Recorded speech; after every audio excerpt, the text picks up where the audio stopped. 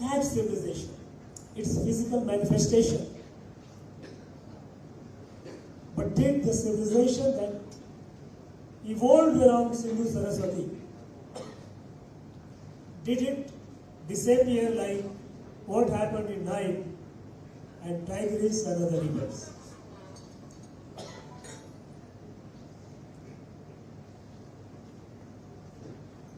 So when we talk about Saraswati Sindhu civilization, we are not merely talking about rivers.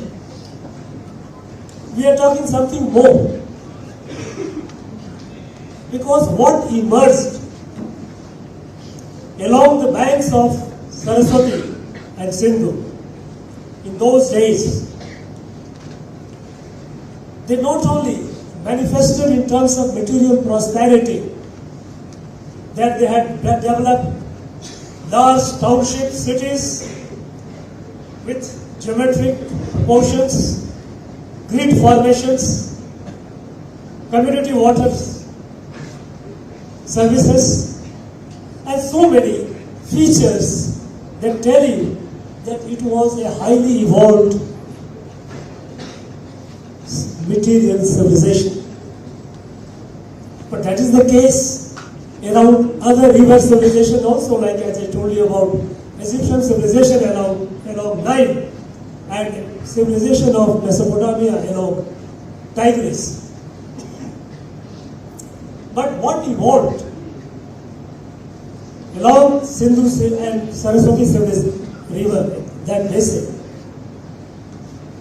it also gave that knowledge, that unique universal truth, revealed that light, what emanated in Vedas, that became the source of creation of Bharat as a Rashtra. So Bharat as a Rashtra owes its existence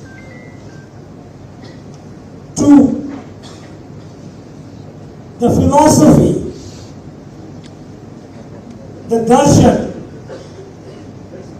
that evolved around Saraswati Sindhu areas.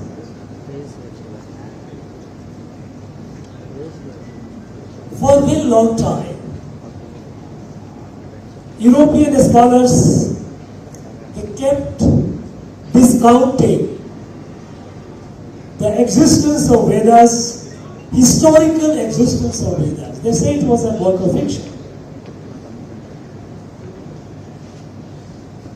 They played it as if, they presented it as if there was a civilization, very great civilization at one point of time. But civilization disappeared. And they attributed it to Aryan invasion theory, that Aryans came from Central Asian region and they destroyed the rich civilization of Sindhu Saraswati and people migrated. And this line of argument given by the Europeans was very happily adopted and sincerely followed by quite a lot of our scholars, historians, that continue repeating it. Here I would like to remind the scholars and tell the students that the same Europeans who until the end of 18th century kept glorifying the ancient India or ancient Indian civilization as the greatest civilization in the world. They kept downplaying at the beginning of the 19th century. I would make a reference to a historical document. In 1788,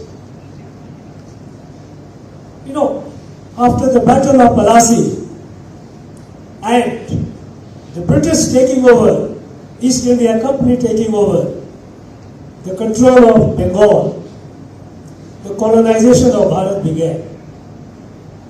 And at that point of time, there was a lot of concern in Britain. And one of the concern was among the scholarship, among the academia of Britain, that like other areas which were colonized by the Europeans, like North America, South America, Australia, colonization of India will also lead to elimination of all the wisdom of that place. And so, by the time they had already come and studied, Europeans had come and studied about our ancient Indian knowledge system, our knowledge of mathematics, astronomy, astrology, medicine, and they were completely overwhelmed by it. So 1788, in March 1788, a group of professors of Edinburgh University, those days there were 3 centers of learning in the UK, Oxford, London, Oxford, Cambridge and Edinburgh. A group of professors of Edinburgh, they wrote a letter to the British government. British government, the letter that they wrote, they said that because they were apprehensive, the colonization would destroy all the ancient knowledge of Bharat, which they were all completely overwhelmed with. Such an evolved science, technology, philosophy, literature, it should be preserved. So they wrote a letter, and the letter makes a very interesting reading. I urge you all to go to look into that letter. And if anyone likes to know the reference of it, I will tell you, go for Dharmpal's Classics, where it tells you the letter is quoted. The letter says, ask the British government to discover, collect, and translate all the works of ancient Hindus. I am quoting their language. Discover, find out where they are. Collect means take it away. And translate so that they can use it, understand and use it. All the works of ancient Hindus. And then they write that this will enhance our European knowledge system, European science and technology, European philosophy, knowledge, thought process, and we will get to know about the celebrated Hindus from whom, I am quoting their language, not mine, from whom Moses received his wisdom. Moses, who happened before Jesus Christ. Moses received, who finds place in Old Testament. Moses received his wisdom, and Greek, their art and religion. This must be collected. This must be discovered where they are. They must be collected, located, collected, and translated. And then they went on whole hog, collecting our manuscripts, taking away whatever they could. But then things changed at the beginning of, narrative changed at the beginning of 19th century. Because then they realized that it was not possible to colonize such an evolved civilization, such an united civilization, people of this civilization, for long, and for the interest of their enduring empire, so that British could continue ruling here for longest period possible. They decided the only way is to destroy their sense of pride, the sense of selfhood. And then they started fabricating the history and narrative. They started writing fabricated history of Bharat, telling everything is bad about the same people who had talked so gloriously. They started talking ill about everything in India.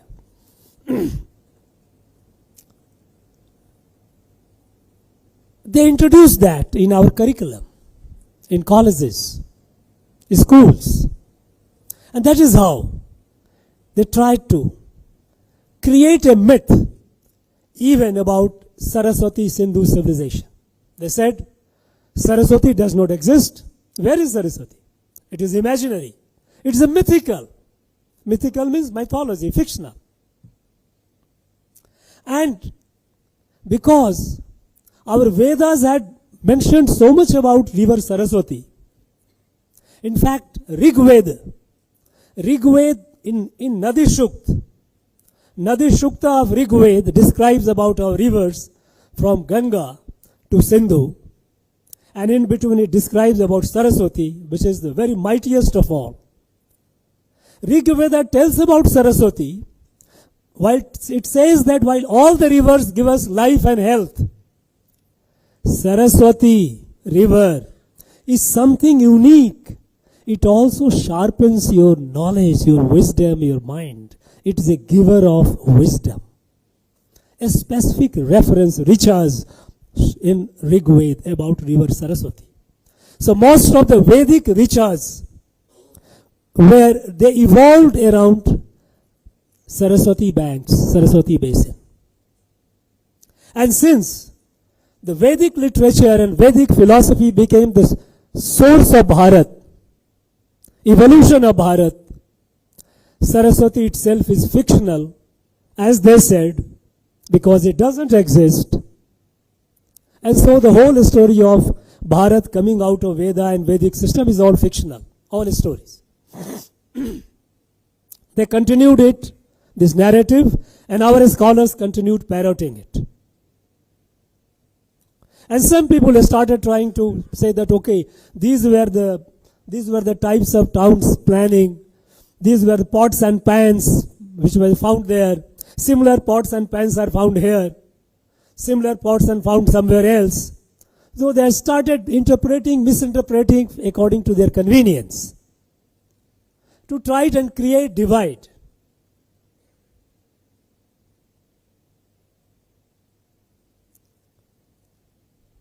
But with the advent of modern science, remote sensing technology and satellite imagery, now it is scientifically established that Saraswati existed. It is through our own ISRO. Our ISRO scientists have written also. They have written papers on it. They have mapped it. They have shown the below the surface, subterranean flow of Saraswati. How it emanated from the glaciers of Himalayas and how it met the ocean near Somnath. Saraswati finds mention a number of times in our Vedas, because Rig Veda itself says that Saraswati is something unique, that it not only gives life and health, it also sharpens your wisdom. You come to Mahabharata. Mahabharata has a lot of reference about it. On the penultimate day of Mahabharata war, 17th day, we know that Mahabharata war happened for 18 days. On the 17th day, Mahabharata records that on the 17th day of the war, before the 18th, and at the end of 17th day of the war, entire Kaurava army went and took dip in Saraswati river. Shalya Parva. Shalya was the commander-in-chief of the last day of the battle, 18th day. And Shalya Parva mentions in Mahabharata that this river Saraswati, which emanates from Himalayas glacier, how it goes and meets the ocean.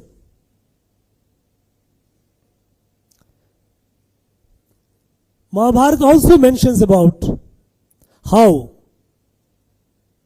when Mahabharata was about to begin, all the peace initiatives by Sri Krishna had failed. and Kauravas had, Duryodhana had refused to give what was due to Pandavas, Balaram, the elder brother of Sri Krishna, was not happy with the prospect of war. So he said, no, I am with nobody, neither with Pandava nor with Kaurava. He set on a pilgrimage. An entire pilgrimage was along Saraswati river, because a lot of tirthas were located along the banks of Saraswati river.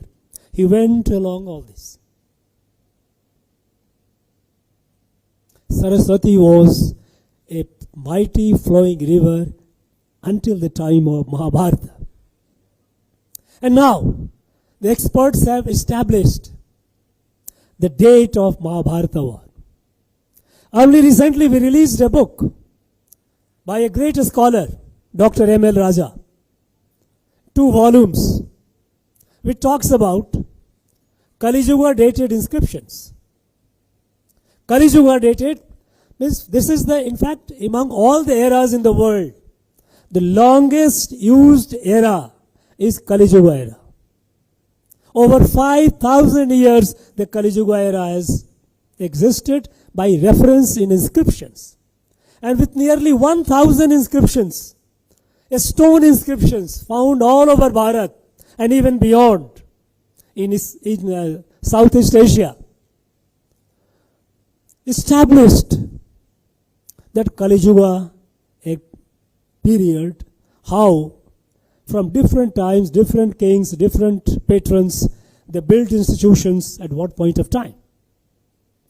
Nearly 1,000 inscriptions physically existing even today. The oldest of this is at Uppatur in Andhra Pradesh, which is about 3,118 years old. Discovered and protected only about a couple of months back. Astronomical references made in Mahabharata has established that Mahabharata ended, and after Yudhishthir, the first king was Abhimanyu's son, Parikshit. Parikshit, at that point, Satpat Brahman was composed. Satpat Brahman, one of the precious ancient scripture. Satpat Brahmans mentions about astronomical references, like the location of Kritika. Kritika is a constellation. And with several astronomical references, it is established that Parikshit rule existed for almost about 36 years. And then Sri Krishna passed away, left the world. And that was the beginning of Kali Yuga. And Kali Yuga inscriptions continued until recently, as the evidence is found. So, until Mahabharata war, Saraswati was a thriving river.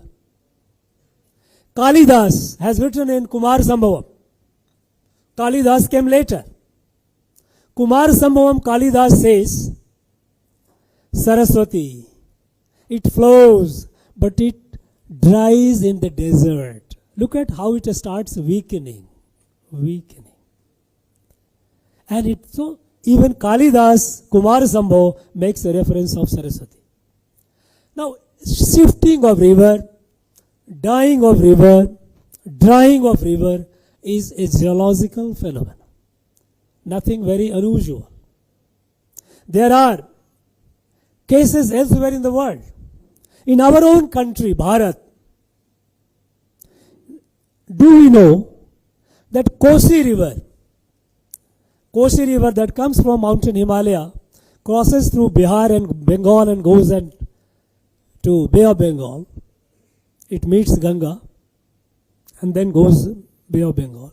In the 200 years, 18th to 20th century, in 200 years, about 200 years, it shifted about more than 110 kilometers westward. So the place where Kosi existed before, it shifted.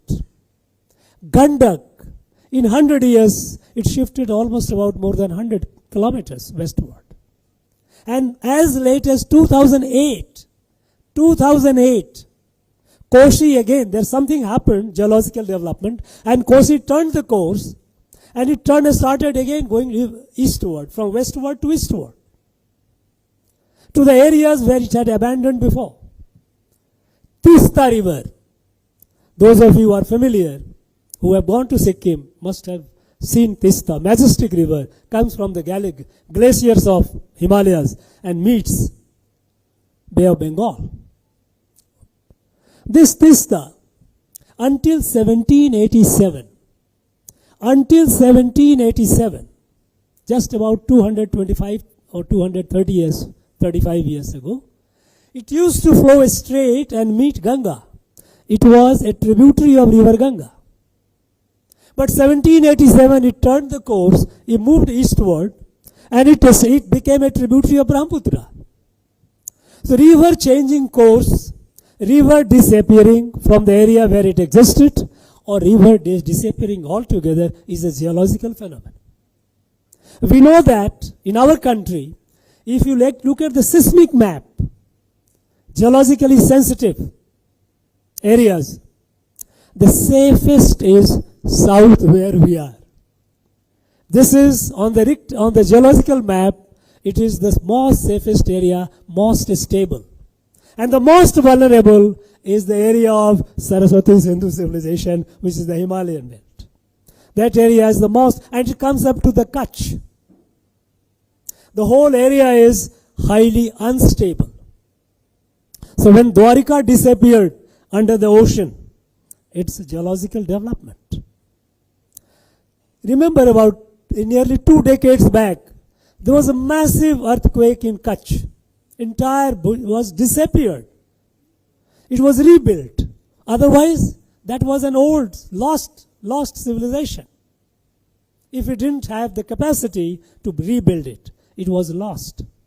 So civilization in physical form, appearing and disappearing, is a historical fact, largely borne by geological and climatic conditions. But what is important about Saraswati Sindhu civilization is that it not only manifested the physical growth of a people, that they have built cities and towns beautiful, but intellectual and spiritual growth. The spiritual growth was what came in Vedas. What they told, that the truth that the Vedas revealed along the banks of Saraswati, that tells about oneness of creation. The whole creation is one. Individual, collective, and the creation, they are integrally one. There is no difference between different elements of creation. And each element of creation is permeated, has the presence of the divine. Vyashti, Samashti, and Srishti are created by the Parameshti, Parameshwara, and Parameshwara is present in all being. And today, scientifically established, the entire human race, we share more than 99.9% of our gene, same. Some uniqueness comes, very minor variation, but essentially we are one and the same. It's not only humans, even with plants and animals. More than 70% of genes found in banana are human genes. That is why when we eat banana, it nourishes us. When we eat food, it makes us who we are. If it were completely alien, we could not have digested, we could not have been the source of our sustenance. Entire creation is one. And then they told us, then there is no other. Mam Atma Sarvabhut Atma. Atmavat Sarvabhuteshu. This is what our people here in this land said. Yavad is that he tells about Vasudhaiva Kutumbakam.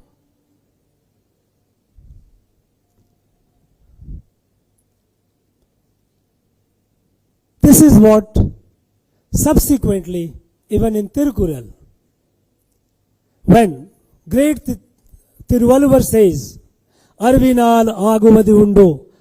Piratanoe tananoe pole putrarkade.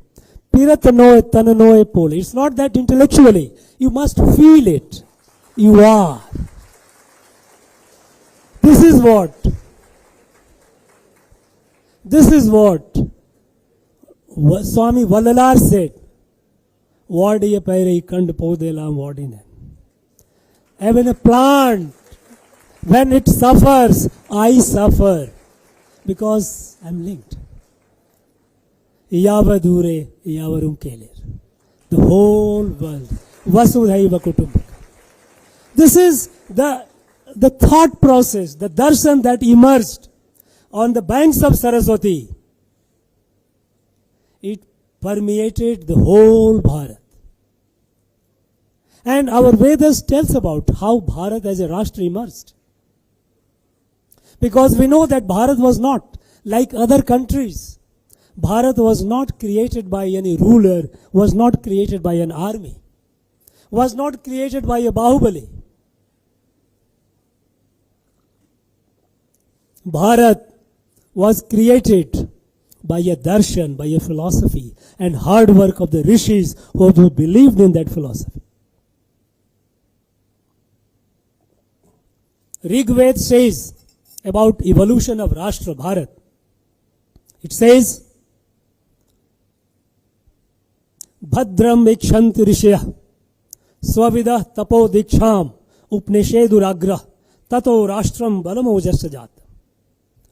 When the rishis, the siddhas, who always cared and thought about the well-being of all, entire creation, those who knew that mama atma sarva bhutatma swavida atmagyan, those who knew that yadum ure yavarum kelir, such rishis, their hard work, they spread this wisdom, this light over a landmass, and that embraced and absorbed all the diversities. Diversity of language, diversity of region, diversity of custom, diversity of cuisine. They embraced because these were all just a various manifestation of one and the same. They told us that Bharat, the Srishti, is like a massive tree which has countless branches, countless leaves. No two branches are exactly alike. No two leaves are exactly alike. Yet, no branch, no leaf can exist away from the tree. It is organically linked, connected with the tree. The difference that we see at the end, like when we look at the leaves, there could be differences. In a flower which has hundreds of petals, no two petals are exactly alike. This is the law of nature. But a petal away from the flower has no existence. This knowledge revealed on the bank of Saraswati and taken to the larger mass, that created Bharat. And then more than 2000 years ago, our Vishnu Purana tells about Bharat. Uttaram yat samudrasya himadrishya iva dakshinam varsam tad bharatam nama bharati yat tatra santati.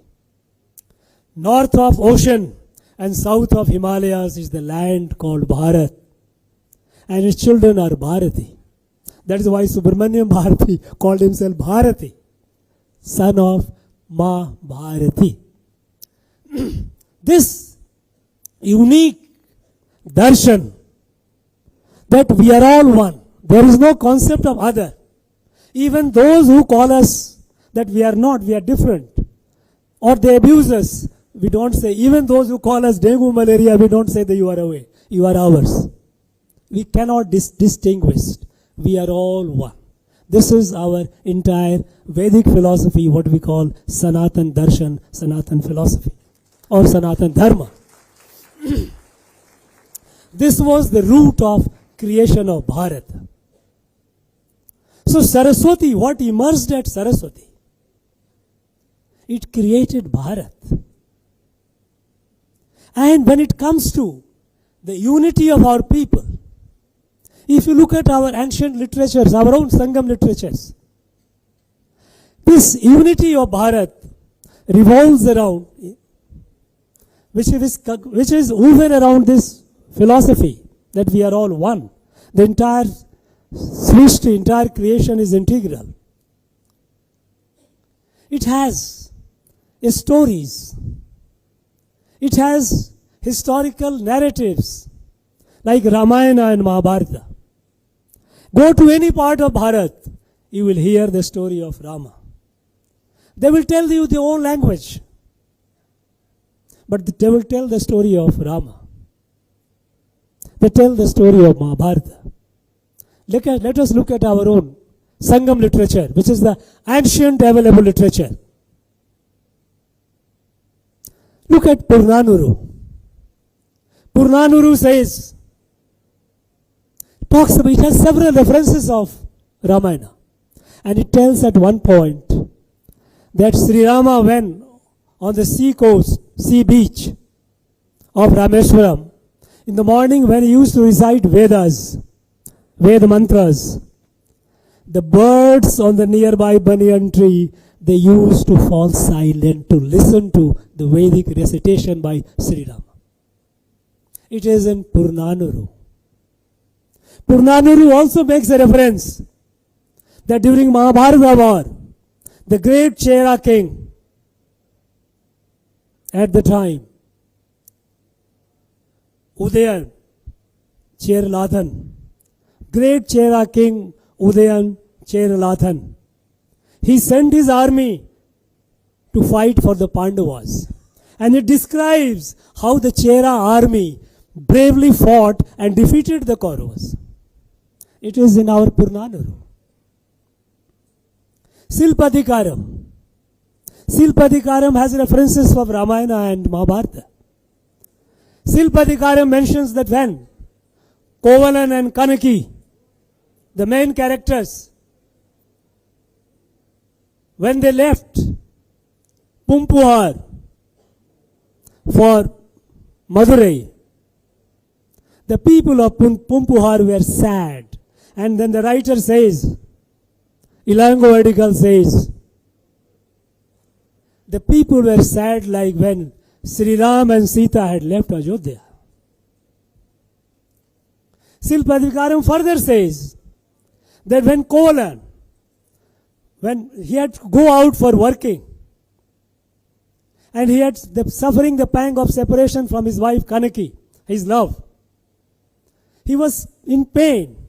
And then one Rishika, one female saint, Kaunti Adigal, tells him, narrates him the story of how Sri Ram, when he was in Vanvas, when on the obeying his father's direction, we had gone to the forest, and Sita was taken away by Ravanas, how Sri Ram was suffering the pangs. It is in Silpadikaram. Silpadikaram mentions about Sri Krishna doing Kansa Vada, killing Kansa.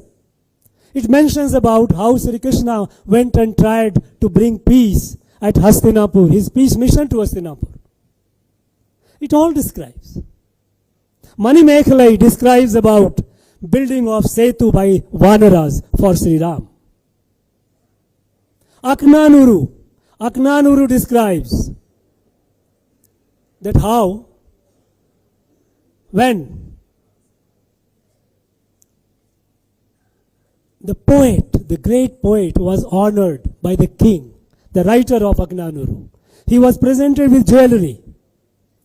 Unfortunately, his jewelry was taken away by his relatives, and they were wearing those jewelries. And then the poet writes that these jewelries on the relatives of the poet were looking so ridiculous, like when Sita Devi was being taken by Ravana, she has dropped her jewels, and monkeys had picked up and they were wearing the jewels. These are all references, these are all connect that we have in all our literature. So, what evolved around Saraswati Basin, Saraswati Sindhu, it created Bharat, it nursed Bharat, it shaped the outlook of our people, cutting across diversity of language, region, custom, cuisine. It taught us we are all one family, Ore Kutumbam. Ore Bharatam, Unnat Bharatam. One Bharat and Shrestha Bharat. Now, today, this country, we are Bharat, today it is the golden period for our country. Golden period. It's not only golden period for Bharat alone. It is the golden period for the whole world. Because when our rishis had revealed their divine wisdom on the banks of Saraswati, it was not only meant for these people only, people of Bharat. It was meant for the whole humankind, entire world. Because it says that entire creation is one family. But look at the world today. So much of fight, so much of conflict, so much of war. People are fighting themselves. So everyone is suffering a conflict with oneself. A lot of cases where suicide, a lot of depressions. Do we know that in Tamil Nadu, every year, more than 20,000 people lose their life by suicide. Every day in our state. More than 65 people are committing suicide. If you look at the data of National Crime Record Bureau, it tells you Tamil Nadu is the suicide capital of Bharat. No other state has as many suicide as we have Tamil Nadu. Rate of suicide. Look at, we are all in distress. Conflict with oneself. Depression all around the world. Somewhere more, somewhere less. The conflict with each other. Look at the war happening around. Sometimes you try to spread the hate in name of language. Sometimes you try to spread the hate in terms of religion. Wars happening. Russia-Ukraine war, Israel-Hamas war. All these wars all around. So much destruction. We are in conflict with the environment, the climate. The whole world is rushing towards self-destruction. Rushing towards self-destruction. And the only way by which the world can be saved is the knowledge, the darshan, the philosophy, the outlook on life on which the Bharat was created and which Bharat owes. Bharat owes to spread this light to the rest of the world. But for that, Bharat must be samarth, must be capable first. This knowledge was there with us for thousands of years. Mere having knowledge is not enough. We must be quite capable, we must be strong enough to take this light across the world. And today, we are emerging as strong. Strong not only in terms of science and technology, not only in terms of our military prowess, which we saw in Operation Sindoor, how in a short, swift war, we defeated Pakistan decisively, but also in our spiritual and cultural resurgence. It was a mark of this spiritual and cultural resurgence, the root of which lies in Saraswati Sindhu civilization. When Bharat hosted the G20, we gave the lesson to the world, Vasudhaiva Kutumbakam, Yadu Mure, Yavarum Kolari. This was the motto of G20. The motto was one earth, one future. One earth, one family, one future. We are not different. We have one future. Either we go up or perish. Either we prosper or perish. We have to take a call. And Bharat knows how to prosper collectively, how to prosper together. But in this our growth, in our rise, which we are having today, that is why Prime Minister Modi calls Iduve Neram, Shariyana Neram, Bharat Tin Purnana Neram. This is the golden time of Bharat. Because we are coming up with the sense of selfhood, who we are. What kind of proud heritage we have. Several thousand years, the wisdom that they gave, our rishis gave us, it still lives in our heart. Even the illiterate man in the village may not be knowing the literature, but in day-to-day life, he lives by those very values. It is there in our sanskar, in our DNA. So, we are reinforcing it. We are re-energizing it. So this is a period when we are growing materially, scientifically, and also researching spiritually, culturally. But in this, there are a lot of obstacles. There are difficulties. Difficulties are from within and without, both. We are our own people with vested interest, with a colonized mind, still they deny the existence of our past. That is why here in our own state, which evolves and revolves around the lives of our Nayanars and Aravars, they gave us this core that defines our identity. Kambar Ramayana, which shapes our thought process, they are being systematically denied. But it is not possible because it lives in the heart of our people.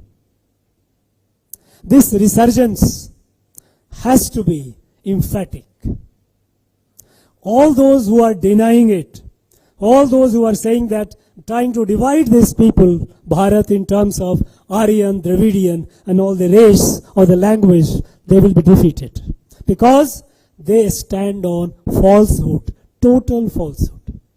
The existence of river Saraswati is scientifically being established. And the fact that much of the civilization was along Saraswati more than Sindhu. Even if you look at the places which have been found out through the archaeological survey, most of them are along Saraswati only. Be it Lothal, Kalibangan, Rakhigari, Dholavira, all are Gujarat, Rajasthan, Haryana. This is not mythical, this is historical, it is a fact. And the Vedas are not fictional, they are real. They are the root, they are the source of evolution of Bharat. And they are the source of salvation of the whole world. Because only when we start accepting the whole world as one family, whole world, not only humans, but plants and animals also as one, only then we will be at peace with our environment, peace with the climate, peace with each other, and also the fact that we are all manifestation of divine, we will be at peace with ourselves. This is the only mantra that can save the world. And this mantra, we are proud inheritor of this mantra. And it is a time for us to grow. So this, when we hold a discussion and seminar on Saraswati Sindhu civilization, it is essential. It's not a mere, it should not be an urge the scholars to take it beyond the realms of archaeology, telling that this was the pots and pans which were found. No, these are very superficial. Look at what the wisdom came there. And that wisdom is a living reality of Bharat even today. It has not diminished. And this living reality, South has a greater role to play. Because whenever there was an invasion and there was a threat to this philosophy, this darshan in the North, through various invasions, it was the South. It was this land that sustained it. When there was Islamic invasion and source of our spiritual capital, center of gravity, Kashi, was destroyed. Because those invaders kept destroying our libraries of Nalanda, our ancient monuments, the temples of Kashi. It was Parakram Pandya of this land who brought the Shivlinga from Kashi and built the Kashi Vishwanath temple and built a Tenkashi. In that, even if that is destroyed, Kashi is not going to disappear from this earth. It was when his invasion continued and when they continued destroying our temples and taxes, jizya taxes.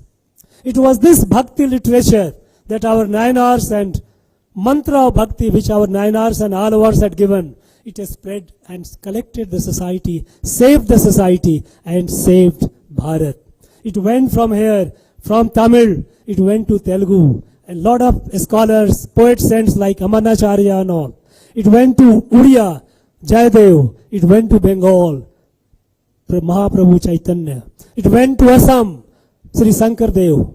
It went to Hindi area, Tulsidas. It went to Punjabi speaking, Guru Nanak Dev, who came up to Rameshwaram. It went to Kashmir, Lal Ved. It went south to Gujarat, Narsim Mehta.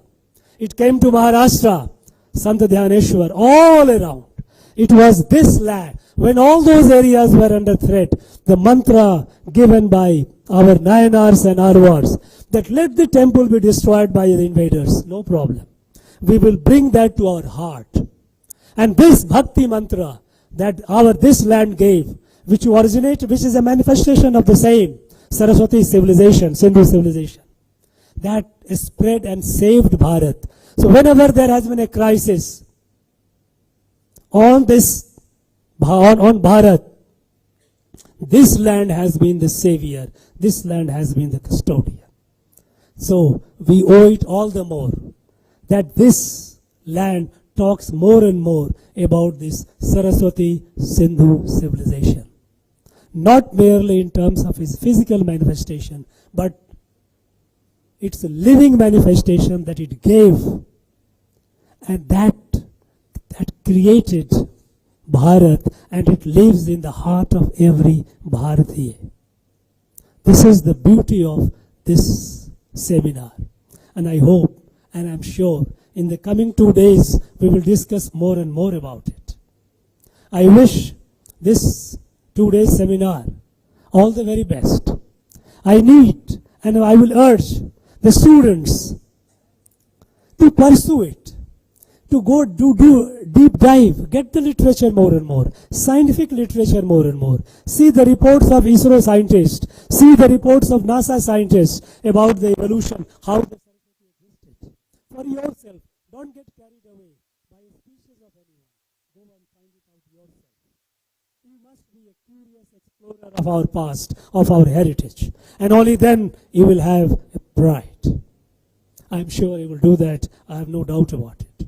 I wish it the very best, and for the mother Bharat Mata, which emerged out of Saraswati Sindhu civilization, I would like to pay my ovations with Vande Mataram.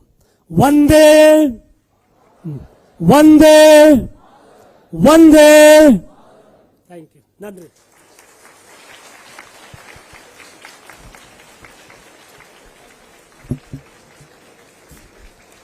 Thank you, sir, for your invaluable insights on the oldest civilization, Bharat, who pray for world peace. Loka Samasta Sukhino Bhavantu. We are happy to express our heartfelt appreciation to all who have contributed to the success of this conference. It's my privilege to invite our esteemed treasurer, Dr. O.N. Parameshivam, sir, to propose the words of thanks. Good morning to all the dignitaries on and off the dais. I deem it great privilege and honor in proposing word of thanks for this inaugural function of the 2-day international conference on Sindhu Saraswati civilization. Sindhu to Tamirabarani, the flow of faith, civilization, organized by our college in collaboration with Center for South Indian Studies, Chennai. At the outset, I record our sincere gratitude of thanks to the Honorable Governor of Tamil Nadu, Ravi, for having graced this occasion and delivered a thought-provoking inaugural speech on the legacy and the greatness of Sindhu Saraswati. எனக்கு எந்த பிரச்சனையும் இல்லைங்க, நான் பாட்டு தனி ட்ராக்ல இருக்கேன். Taking forward this vital message your speech, sir, was inspiring. அவனே சுவிட்ச் ஆஃப் பண்ண வெளியே ஏன் அவுட்டை கட் பண்ண முடியாது.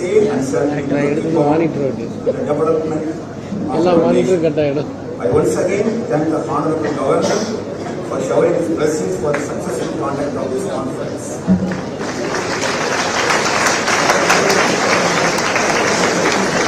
I applaud a warm greeting and thanks to the members of College Council and the College Committee for their great support in tracking out several strategic initiatives in the interest of the student community and the nation at large. I must express my heartfelt thanks to the Secretary and Director Dr. C.A. Vasuki, who is the person operating day-to-day function of this institution and architect of this conference. I also heartily thank the principal, heads of department, faculty members for their dedicated effort in accomplishing a great responsibility of preparing smart citizens who will be culturally, morally, spiritually and ethically sound and remain rooted to our soil. I must at this juncture record my appreciation to all the non-teaching faculty members for their commitment and hard work. I express my heartfelt gratitude to Sri Sandeep, Sri Kumaresan, Sri Dharani from Center for South Indian Studies for their contribution in coordinating and successful conduct of this conference. I extend my thanks to the students, scholars, teachers and all the participants who have registered and submitted research articles from various parts of the country and abroad. Your support and participation is commendable in upholding the legacy of this nation. I express my sincere thanks to the police personnel, the press and the media and all the other special guests who have come to witness this grand inaugural. I once again express my thanks to all those who have been involved directly or indirectly in accomplishing this conference a great success. Namaskar. Jai Hind. Its local education and discussions in forthcoming 2 days will seek reaffirm the relevance of timeless heritage in guiding contemporary society, harmony, sustainability and shared human values. With this note, let us raise for national anthem.